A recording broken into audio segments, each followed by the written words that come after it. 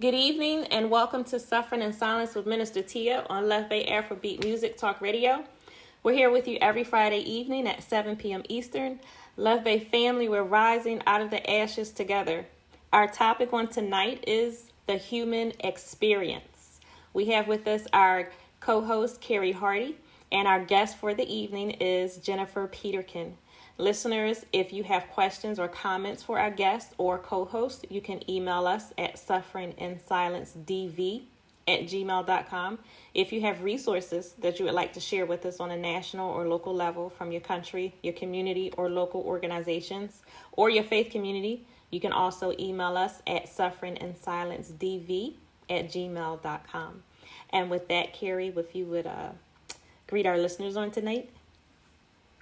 Hi, my name is Carrie Hardy. I'm a writer, and I love bringing women's stories to the forefront, as well as other marginalized communities. And I love talking about hard subjects and just putting them forth in a way that, even though it's a hard topic, it's comfortable to listen to and talk to, and you just feel like you're in an environment where there's no judgment and it's a safe space.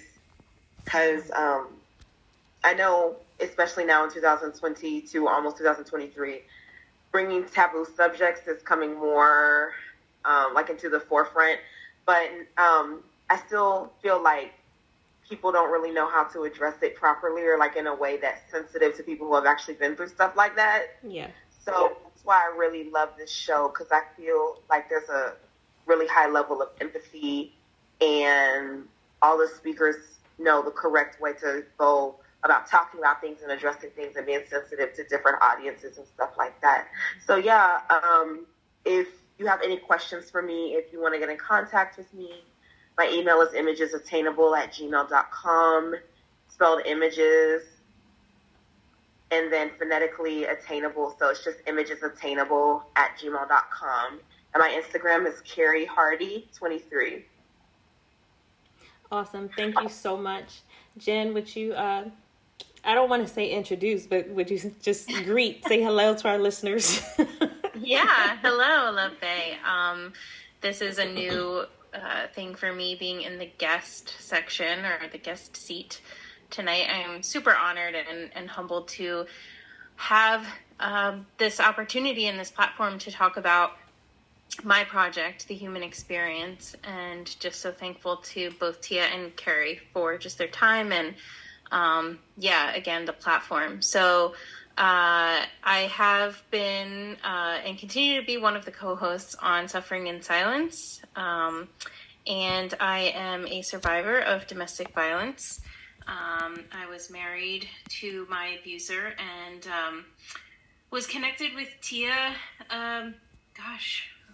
probably a couple years ago now, maybe a year and a half ago now, in that mutual, having gone through that same experience together. So, I'm just really excited to continue to work with Tia on everything that she has planned, because she's a rock star.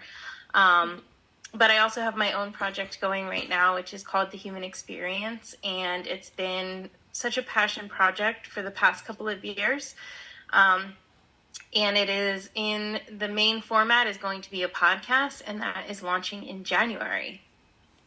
Awesome. Thank you so much. So listeners, I want to share with you some resources, and then we are actually going to talk about Jen's project, The Human Experience. So first we have the National Domestic Violence Hotline. Their website is thehotline.org. Their phone number is 1-800-799-7233. We also have the Polaris Project, National Human Trafficking Hotline. Their number is 1-888-373-7888. Or you can text the words Be Free, BEFREE. You can text the words Be Free to the number 233-733. Their website is polarisproject.org. And Polaris is Polaris, polarisproject.org. And then we have the Pennsylvania Coalition Against Rape, PCAR. Their website is pcar.org. So again, listeners, on tonight, our topic is the human experience. And many, many times you have heard the human experience as Jen has introduced herself or greeted you all as she is with us on the Friday evenings that she's, helping us out on a program. And tonight we are going to learn actually what the human experience is. So, Jen, can you start, just by, I know you told us a tiny bit, but just tell us more about the human experience. Sure. So the human experience will be, like I said, its main format will be in podcast. So it won't be live like this is, but I plan to have a weekly release. And basically it is an interview that I'm sitting down with somebody and we're talking about their life. And so what I think makes the human experience so incredible is, and not my project, but just the actual human experience that we all live through, is that there can be things that are so similar, we can relate to each other so well, but you are never going through exactly what somebody else is going through. Right. And so everybody's perspective is different and everybody has their own story to tell. And so it's this thing where it's this platform for people to tell about their story, to mark their story in the history book or whatever it is, what have you. It's their chance to kind of express their perspective and where they're coming from and their truth. And it just, as this idea formed, and it's been probably a journey of 8 years or so that this has kind of been coming together in my head, and only the last couple of years that I've been actively working on it. But just this idea that empathy is such a huge part of what makes us human, and compassion is such a huge part of what makes us human. And so to be able to create a platform where people can, without shame and without reservation, get up and tell their story and who they are and what they've lived through, just seemed like such a awesome thing. And I have been so incredibly humbled by everybody that I've spoken to thus far. I have around 20 interviews done. And so I have just, it's not that many, but I've just been blown away by people's vulnerability and capacity. Yes. So where did the idea originally come from for the human experience? What made you, or how did you come about it? Yeah. So it's actually twofold. And like I said, this was a very long journey. So this is a simplified version. But the first thing was going through my own domestic violence experience. So I was young. I was in my early 20s when I got married. So I hadn't had much life experience at that point. But what I did have was so drastically changed after I walked through that time in my life. And it changed my perspective on so many things. It changed my perspective on the world and how I thought about it and how I thought about God and how I thought about other people.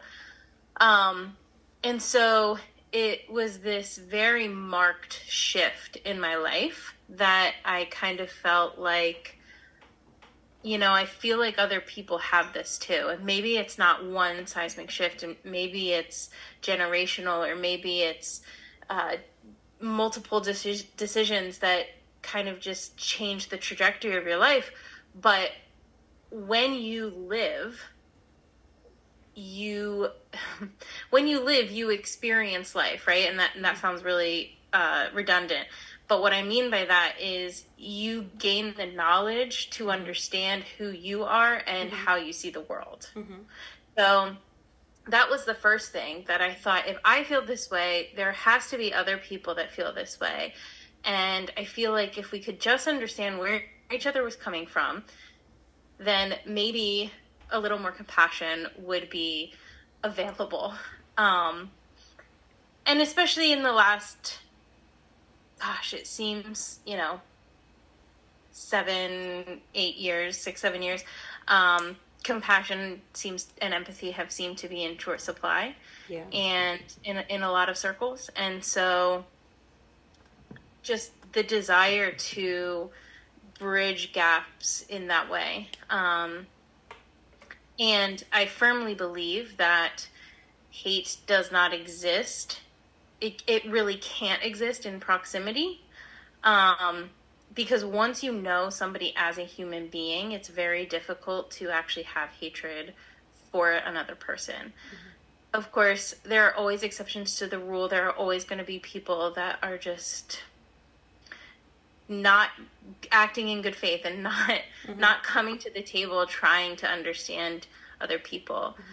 But I think in a lot of cases, people just are afraid and they don't understand and they don't know what they don't know. And that's an oversimplification and it's not a justification. But I just think it's important to know that proximity matters, and when you can humanize somebody, everything changes. Yes. So that was kind of the first thing. The second piece of it was that my grandfather, who is very, very close to passed away in 2016. And he had an incredible story. He grew up in Hungary and, he spent 4 years in a communist prison in Hungary, and he was able to escape, and he came to the U.S. and he worked at the University of Penn as a physicist and worked on a project with NASA. And again, this is very overview stuff, but he just had this incredible life. And I knew him so well, and I knew him on a different level, obviously, because he was my grandfather.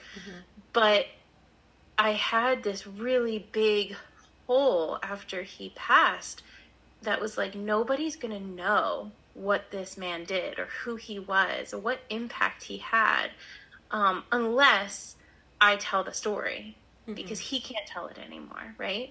And so these kind of two ideas came together as, let's build a platform and let's allow people an opportunity to use their voice, because they don't need me to use my voice for them.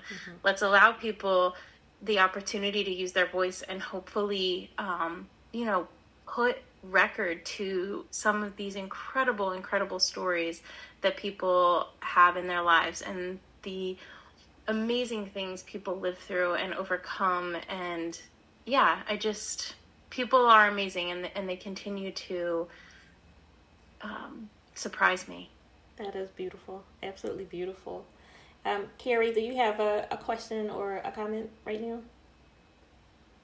So what you said about humanizing people, I think that is so impactful and important. And I think that it can be world changing because, of course, humanizing people, oh yes, that sounds great. It spreads compassion and empathy. But literally, if you look at really horrific human events such as genocide, it starts with the dehumanization of a specific ethnic group or religious group, and, things of that nature. Like, that's literally the catalyst when you can change public perception from this is a human populace to this is an infestation, this is an other. That's how things like that start. And, unfortunately, we've seen things like that even within, our own country, coming from specific political rhetoric and stuff like that from both sides. And so I think you bringing human experience to the forefront and really working to make sure that people's stories are humanized. And I think that's so important because, like you said, when people can see that this is an actual person who, or these are actual people who are going through things, and even if the person can't specifically relate, they may be able to take a step back and be like, oh, maybe, I shouldn't judge so harshly. Because judgment is a very serious thing. People don't realize how it snowballs. Mm-hmm. Yeah. So I think that that's so awesome.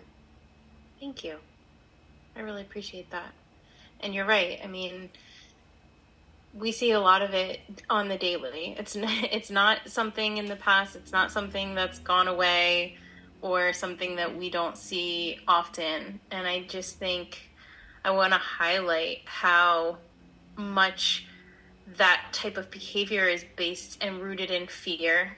And again, that's not a justification for bad behavior, but when you know the root cause, you can do something about it. And if the root cause is fear, then maybe all we need is understanding, right? Because it's not actually hatred. It's not actually vitriolic. It is just this misunderstanding of somebody other than them, right? Or something other than them. Some way of life other than theirs. And so you don't have to agree with them at the end of the day. You don't have to be land on the same side to treat somebody else with compassion and with empathy and as a human being. Yes. So it sounds like, as I'm listening to you, that the human experience is it's not just for the interviewee, the person that you're interviewing, but also it's just as much for the audience to get to hear a story and get to learn an experience, even as you just said, even if we don't agree with it, even if we don't understand it, but to be open to it, to have our worlds open just a bit more, to move towards understanding, which will, I believe if you are a mature human being, understanding will help you move toward compassion and empathy. So it sounds like the human experience is well-rounded for us all. Carrie, you were going to say something? And I think subjective stories are such a good way to do that because when people have a certain outlook on life, or they have a certain reality. Everyone has a certain reality, a certain outlook on life. But when sometimes you start spouting facts at people or like research, they feel like you're undoing things, like you're undoing very foundational beliefs. But when you put it and they start rejecting it, it's like, no, they shut down.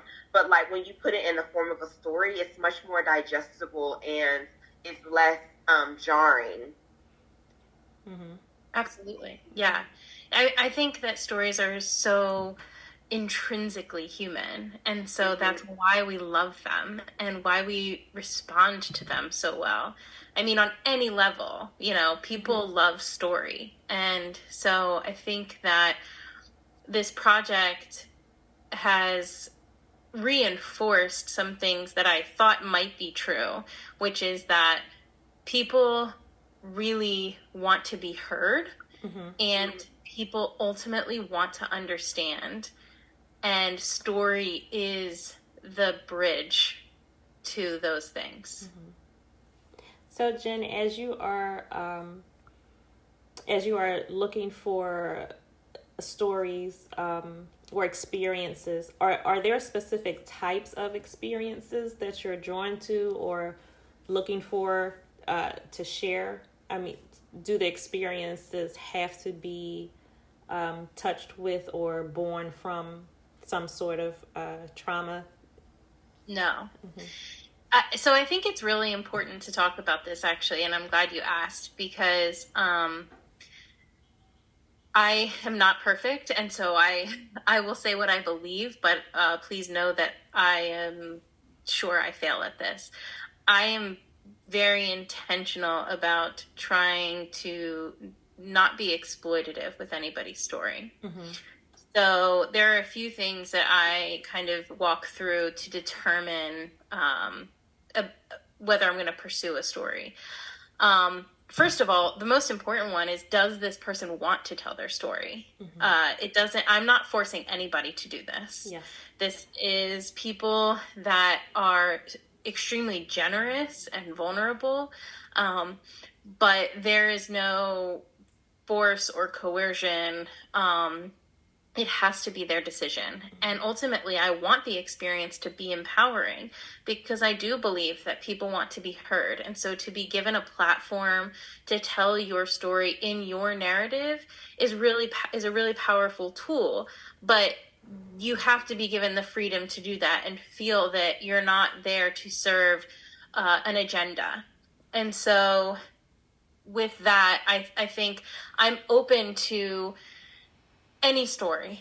Anybody, I mean, I open this up to absolutely anybody. And so please, I mean, like, write in if you want to tell your story. I would love to interview you. But it has to be something that they want to do. Mm-hmm. The second thing is, and again, it's all kind of on the same line. It's very much interviewee led. So I don't come with questions. I kind of know, generally speaking, what they're going to talk about, but I tell everybody that I interview, listen, this is you are the leader here. I'm following you. Because I'm not an investigative reporter. I'm not trying to dig up your dirt. I'm not mm-hmm. trying to catch you in some exaggeration or a lie or whatever. This is your story, the way that you want to tell it. Mm-hmm. And so whatever your lived experience is, that's what I want to hear. I don't want to hear, the quote unquote objective reality or the other person's point of view in that where your story is concerned, because we're talking about you.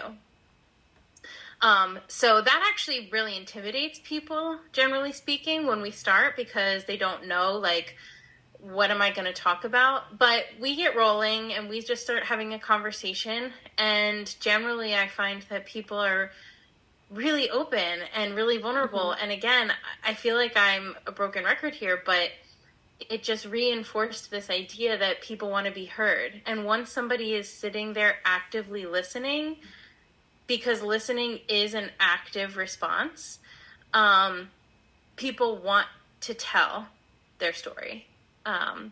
So yeah, if people are in a place that they are okay to talk about their trauma and it's something that they want to share, that's great. I would love to listen to that story. Mm-hmm. But that is not a requirement for somebody to tell their story. Everybody has something to talk about. Yes.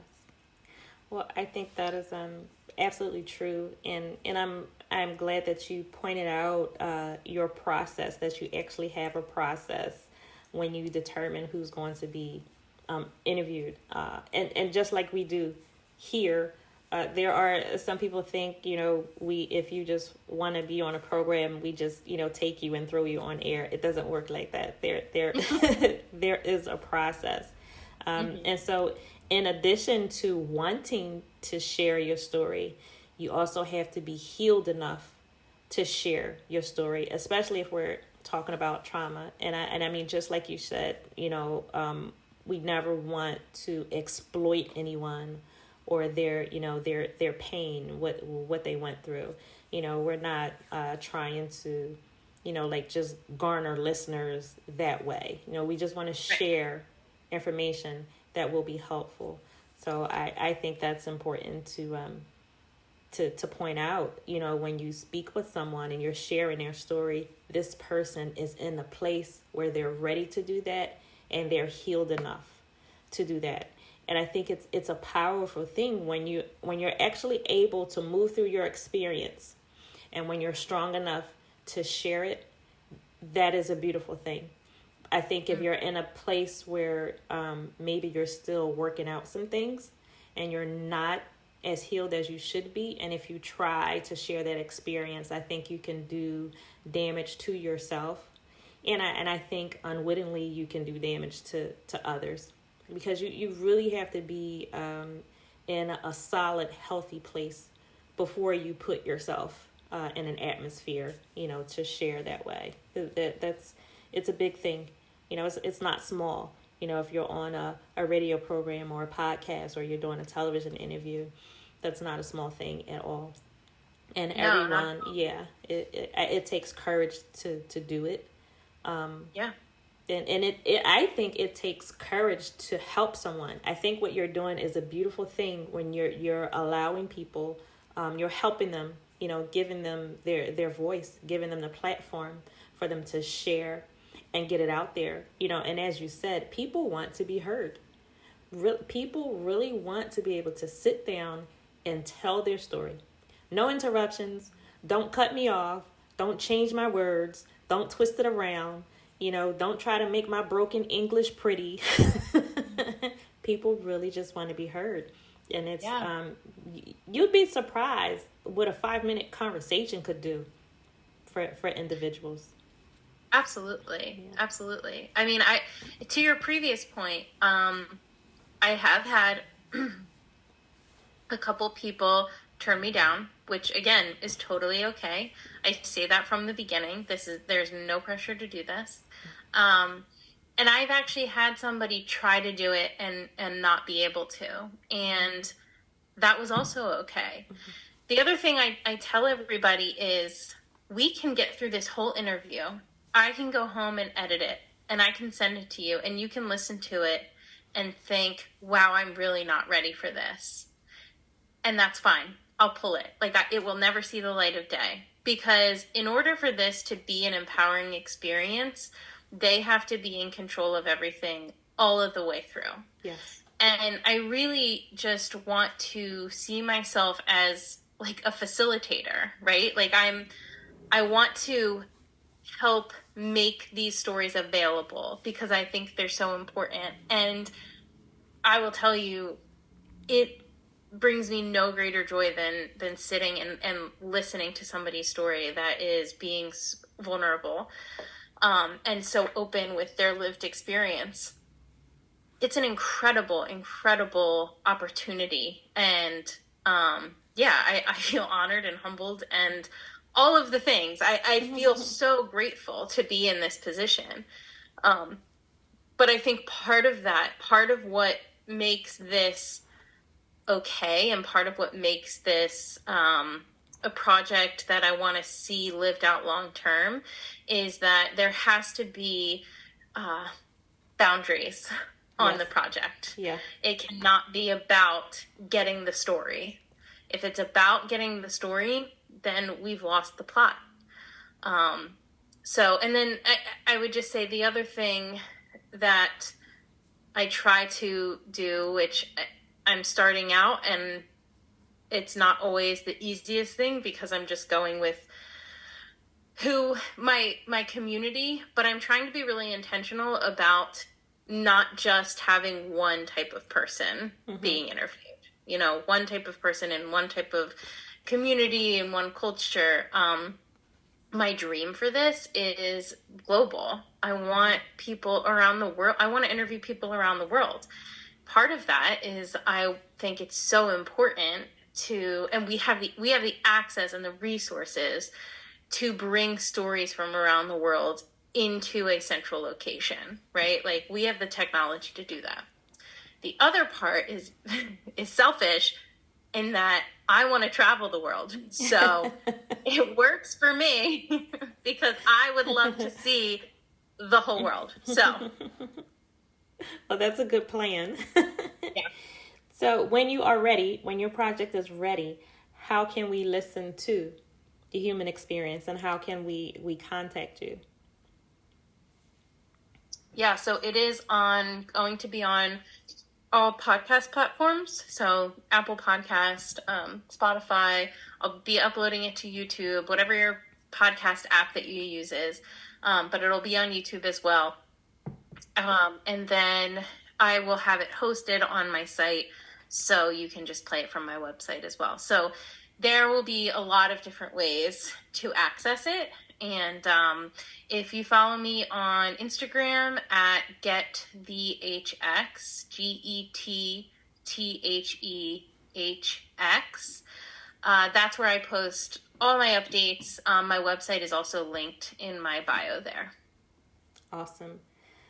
LuvBay, we want to welcome you again to Suffering in Silence with Minister Tia on LuvBay AfroBeat Music Talk Radio. We're here with you every Friday evening at 7 p.m. Eastern with a replay on Tuesdays at 1 p.m. and 7 p.m. Eastern, and then also again on Thursdays and Fridays at 1 p.m. Eastern. And LuvBay, please remember that we are rising out of the ashes together. I want to share a couple more resources, and then Carrie, I'll go to you for a question or a comment. We have the Rape, Abuse, and Incest National Network, also known as RAIN. Their website is www.rainn.org.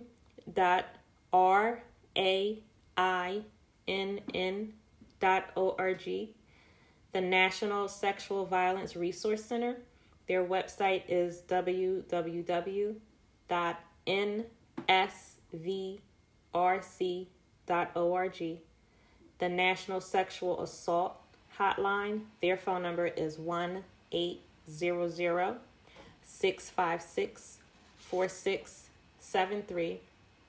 And the resources that were shared on tonight, these are all in the United States. But listeners, I want to remind you again, wherever you are, wherever you live, if you reach out for resources that are on a national level where you are, those national resources should be able to direct you to local resources closer to your home. So please, wherever you are, just do a Google search. Speak to your own doctors for more information. Go to a library.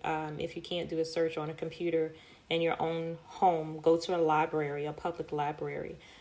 Do whatever you can do and look for information where you are, where you live. Carrie, you have a question or a comment? I think that's really good, what you're talking about, making sure that the person who's speaking, if you're doing a trauma narrative especially, is in control of the whole process, because sometimes just talking about it can be triggering. And I think that's another thing that's really good about your show is that, like, I'm going back to the idea of placing judgment on people. I think especially now, still now, there's this huge stigma with not being together or something, having to be this pillar of strength, even for women. I really think that, and it's like, if you sometimes, well, I've even experienced this, and it's like if you get triggered in public, or if something triggers you, it's like, oh, you're a basket case, like you don't know how to cope, like all of these things. And it's like you said, human experience. A human experience is basically something that's so visceral and authentic to humanity. It's like, because we live in society, right? But a human experience is like the individual self going through something, like that humanity within you that's experiencing this thing in your life, not the individual in society, how you're supposed to respond, how you're supposed to react, going through this event. That's the human experience. And so I think that your show helps people be really honest about their feelings. And because a lot of times people are like, oh, no, I didn't feel that way. This happened to me. But no, I never went through anything like that. No, I've never felt like that. Like, are you sure? But I think it allows people to be vulnerable in a way that's not vulnerable, listening to the other stories of people, which I think is really good, because there's too much, of course you need etiquette, and there's things that you don't do. But, there's too much, this is how you're supposed to react. This is what you're supposed to say. This is how you're supposed to feel. It's like, we live in this gaslighting society. Mm-hmm. And you could talk about, like, what gaslighting means, since, you're the guest and everything, so I don't want to, because that's a whole topic. That is a whole topic. I think everything we say is a whole topic. Yeah, I think it's great. I think conversations help people be real. Yeah, absolutely. I just think that, I kind of said it before already, but I want to highlight it again. Listening is an action, and I think we don't talk about that enough, and we definitely don't do it enough. So this idea that you're listening to somebody and to hear them and not to wait for them to be done talking, and that's two different things, right? Listening to somebody to know where they're at and to try to understand them rather than waiting for your turn to speak. And so I think that it's something we've gotten really comfortable with doing. And I don't know that this may be a long suffering tradition, within humanity, because we have our stuff too, right? But I think that it's when you actually look at listening as an action and when you sit down to do it actively, it changes everything. It changes the way that you see people. It changes the way that you start to see yourself in other conversation. It's a practice and it's a conscious effort. And so to actually listen to somebody, it sounds simple, but it's not. But the concept is deceptively simple. It actually takes practice and a willingness to be present to listen to somebody. Yes. And also being able to talk without knowing there's an anticipated response. Right. Like growing up, for me, I know that if I was asked a question, even how do you feel about this? I knew there was a right answer. There is a right answer. Yeah. So being able to talk freely without there being, okay, cue the Jeopardy theme song, like, what's the right answer? What am I supposed to say? And you get so lost in what you're supposed to say that you don't even know your own voice eventually. You don't even know. It's hard to have your own thoughts.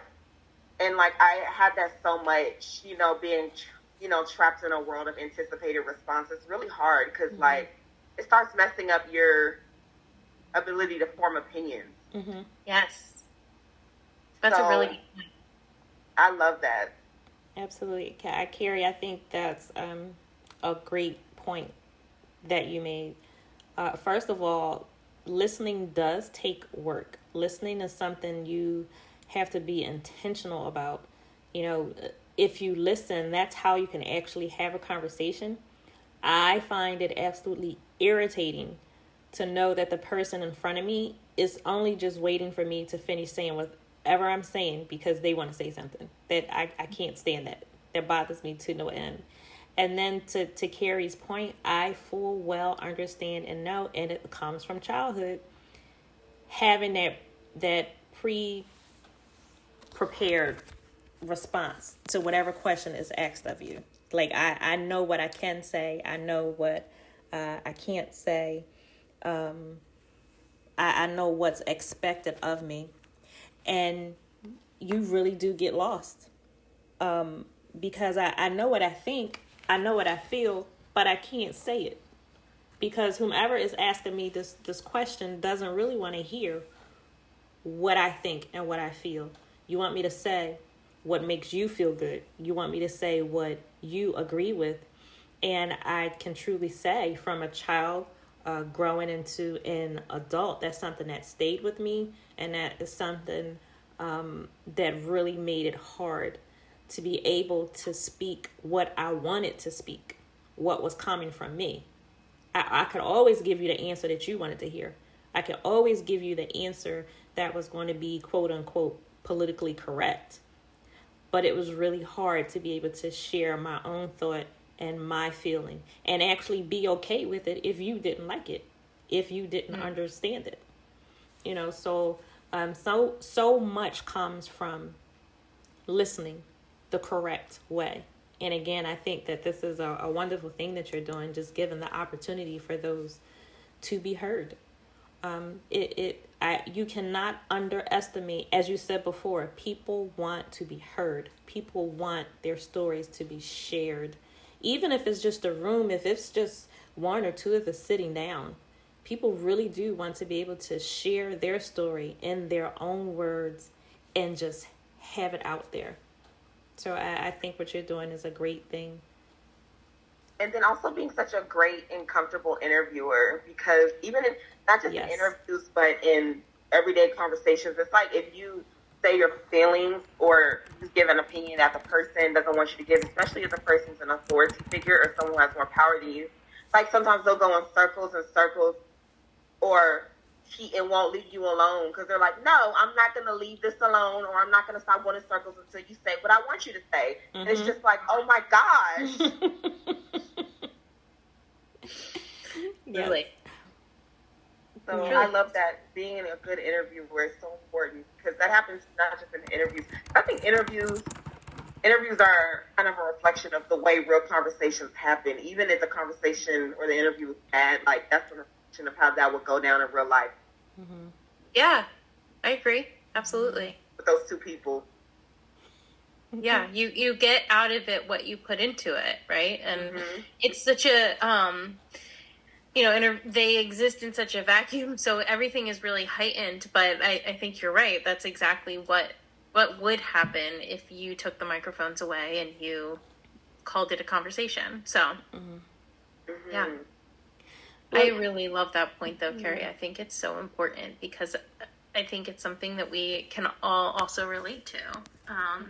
We all have those people in our lives, and I think we have them more often than not, because everybody wants to do whatever they can to be comfortable.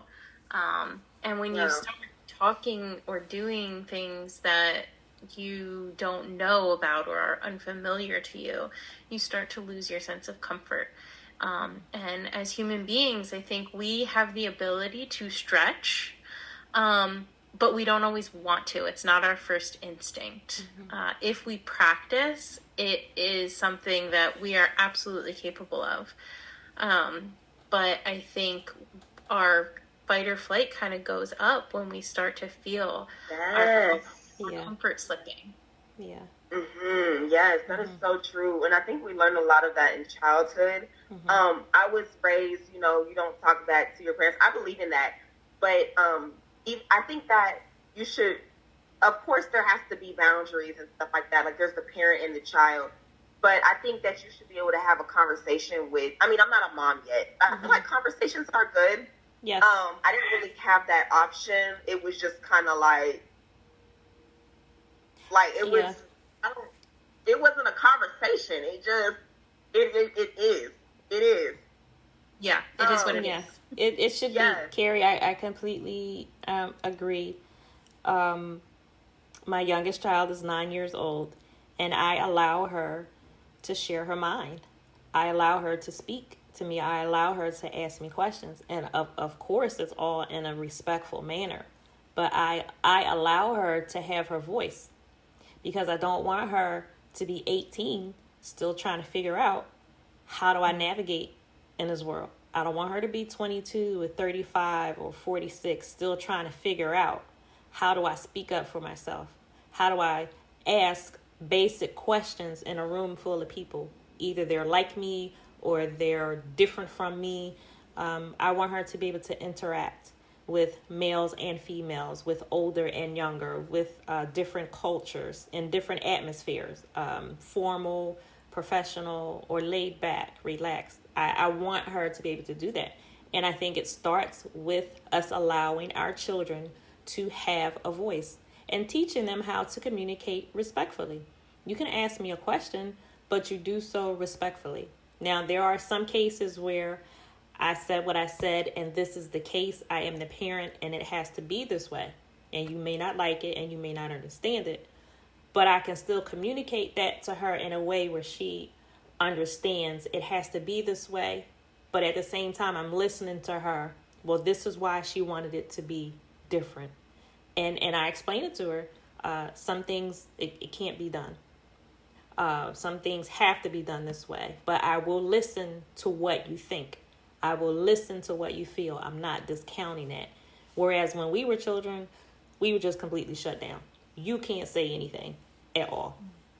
And I don't want her personally, I don't want her to ever be in a situation where she is upset or she's hurting and something is wrong and she feels like she can't come and tell me. I don't want that to happen. So we have to create the safe space when the normal things are, happening. All right, when we're discussing dinner, this is what we're about to eat. If you don't like it, you can voice your opinion, but let's talk about that. But if I don't allow her to tell me, you know what, I don't want this broccoli right now, I just don't like it, or I don't like this new dish that you put in front of me. If I don't allow her to talk to me about simple things like that, there's no way that she would be comfortable coming to me about the difficult things that may happen. So I wholeheartedly agree, with you on that, Carrie. We have to give our children voices, Exactly. I don't even think there's an issue with being a strict parent. Like, I really don't. I just think that a kid shouldn't be punished for having individuality, Yeah. Because I've seen in me, like, I don't know, how can I describe it? Like, I guess if like, when I was growing up, if I was too different or something, like, not, like, even me talking back or anything like that, I guess I was, even just in the music I listened to or just my mannerisms or anything like that, if it was, like, too different from, I guess, what the status quo was, it was, like, a punishable thing. Mm-hmm.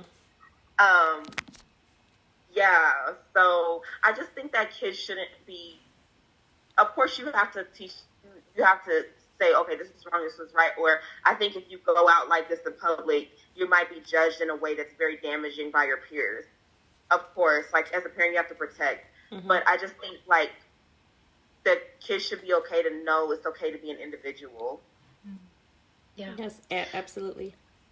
Yeah, that's totally correct. And I think that this applies in all walks of life, right? I mean, yes, it absolutely begins when we're children. And I think a lot of us experience that same thing and that same just desire to be heard and to be understood once again. And so it's like, just because they're children doesn't mean that they're not people, they don't have the same desires as the rest of us. And so I think it's just really important that we acknowledge and we know that it doesn't matter what age you are, what race, what gender, what orientation, what creed, anything like that. You don't have to agree with somebody to respect them. Yes. And to treat them with compassion and consideration and dignity. And I think that ultimately that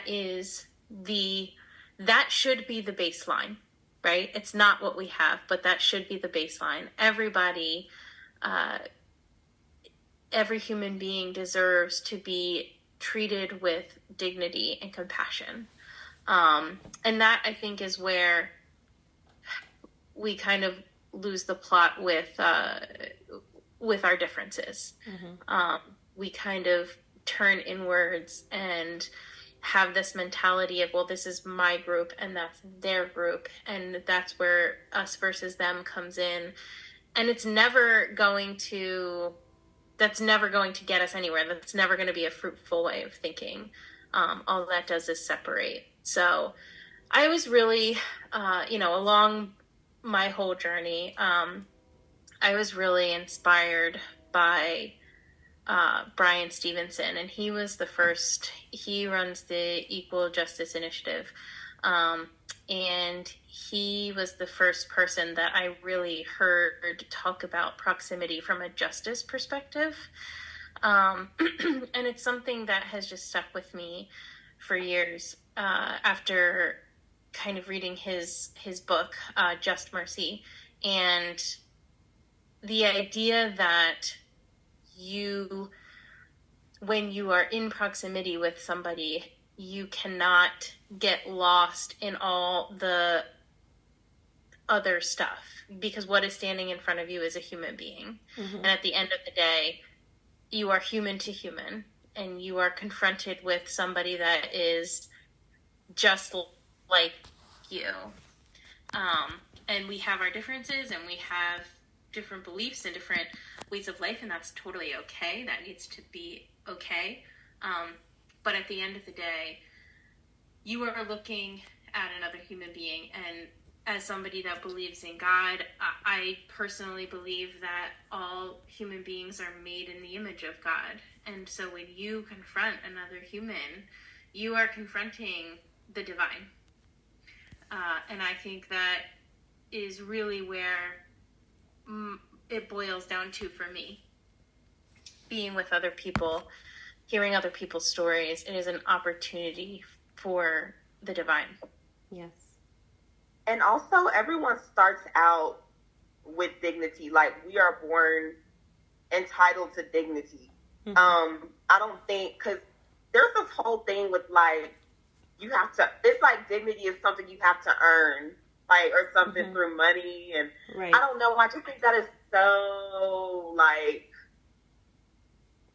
I don't even know the word, like erroneous, like really, really wrong. Yeah, it's broken, absolutely broken. Yes. So because this person, you know, they have Maserati or whatever, and their house is humongous, and they have 9 rooms in their house that they don't use, and everything like that, they have more dignity than somebody who, you know, lives in a 1-bed, 1-bath apartment and might live paycheck to paycheck. And nothing against one bedroom, because some of those are really nice. So I'm not like, ew, 1-bed, 1-bath. That's not what I'm saying. I'm just talking about, I was just giving a stark comparison. Yeah. But, yes, I'm just like, I don't understand, because I feel like now people are equating like monetary possession with like the amount of dignity that you have. Yeah. Or like, you're more human because you have more money. Yeah. Yeah. What? Yeah. No. Well, I think the human experience will help us, I want to say, get in touch with reality. I guess that's a simple way to say it. Like, bring us back to ourselves. I will say that this experience, going through the motions and doing the recordings for the podcast, has reinstated my faith in humanity in a way that I honestly did not think was possible.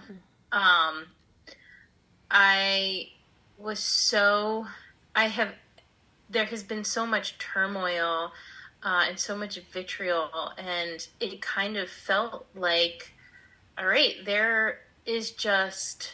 this is where we're at. Like, we're never gonna get past this. And don't get me wrong, there's all of that is still out there, but I'm kind of being schooled by my own project. Like, going through these motions and actually meeting with these people has been just an intensely healing and humbling experience for me. And so in that way, I feel really honored, and I definitely struggle with some imposter syndrome. Because I come to this point where I'm like, why are people so generous? And that is the word that I just keep coming back to. They're so generous with themselves, with their stories, with their time. In every interview I have, people are like thanking me for my time. And I'm like, no, thank you for your time. And it's this very circular, argument that we kind of get into. But it has just been such a healing and cathartic practice for me. And so no matter what happens, I'm just intensely grateful. I truly hope for the biggest and best things for this podcast, mostly because I think that everybody that sits down to tell their story deserves the biggest platform, because with all of the noise happening, this is just so raw and so real and so true. And I just find so much beauty and grace in this. Well, that is awesome. And we're just under the hour, and in the few minutes that we have, and I don't want to spoil anything, but just in a few minutes that we have left, can you tell us some of the places you visited, maybe some of the topics you covered? Like, I don't want to give anything away, but can you tell us a little bit? No, it's a good question. Because I think people truly think they don't have a story to tell until they start talking about it. And that's totally fine. But I guarantee you do have a story to tell. I have been, the furthest I've been so far is Kenya. I was fortunate to be there for something else and was able to set up some interviews while I was there. And, I was able to interview 5 incredible women, and they're amazing. All of their stories were so different. And yeah, I just felt so honored. I couldn't believe I was sitting here actually capturing this. I felt like I was geeking out over it. Just like, I'm actually doing it. We're really doing this. So yeah, that's the furthest I've been is in Kenya, and I've gone to I was just in the Midwest this past month. I've been down to Florida, and then I've done a lot of local stuff as well. So I've done everything from I interviewed a woman who worked in a refugee camp in Kenya. I interviewed a woman locally who is struggling with long COVID, and it has really just changed her life. I've interviewed a social worker that is living in Pittsburgh in a gentrified area after coming from a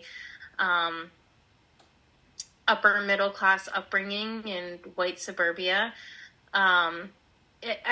Just kind of all over the place. I interviewed Tia, so I will say that Tia was actually my first interview for the podcast. So that was fabulous. She was amazing and so willing and so open. I've interviewed a couple of people that have had experience with domestic violence because, again, that's my community and that's who I have been around. And those are the people that have wanted to tell their stories. I have interviewed a few men, but it's mostly been women. And I don't know if I'm answering your question adequately. I feel like I'm kind of dancing around the subject. But no, you have. You answered. I mean, I think it is beautiful. But I want to say that truly everybody has a story, and if you want to tell it, I want to hear it. Thank you. One of the things that I do that I don't think I mentioned, one of the things that I do is that, again, proximity is a really important factor for me. So I do all of my interviews in person. So that's why I've been traveling with my equipment. I don't do it over Zoom. I will come to you. And if you want to meet in your home, that's great. If you want to meet at a coffee shop, or I can rent a room at the library, like whatever that looks like, because there is something so special shared when we are sitting face to face. And yeah, it's just been a really incredible experience. So I hope to kind of reach the world and visit people all over to hear and share their stories. That is great. That is absolutely wonderful. So as we are just under the hour, I just want to say thank you for being with us. Thank you for sharing the human experience and telling us what it's all about. We are really looking forward to when you begin, when it starts. We will definitely let the listeners know, and we will be listening along with you. LuvBay, if you want to catch up on previous episodes from the program, you can visit our YouTube channel, Suffering in Silence TV. We want to thank you for joining Suffering in Silence with Minister Tia on LuvBay AfroBeat Music Talk Radio. We're here with you every Friday evening at 7 p.m. Eastern. LuvBay, we are continuing to rise out of the ashes together. Good evening.